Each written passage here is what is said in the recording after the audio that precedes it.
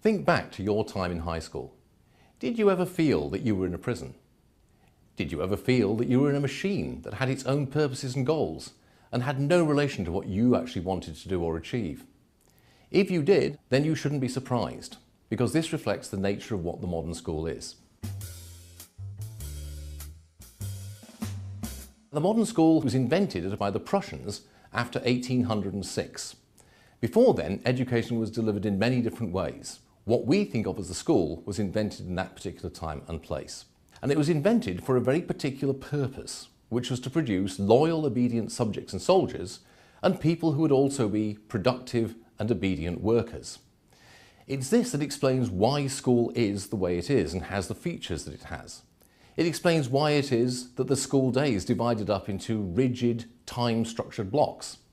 It explains why it is that the organisation of the school is hierarchical and highly structured. It explains why it is that people are taught with people of their own age instead of people who are at the same stage of interest or ability as themselves.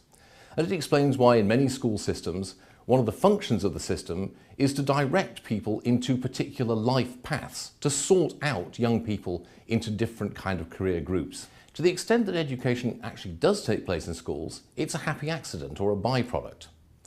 Now, there are many people who work in schools who believe that education in fact is the main point of what they're doing and who are trying very hard to educate the people in their charge.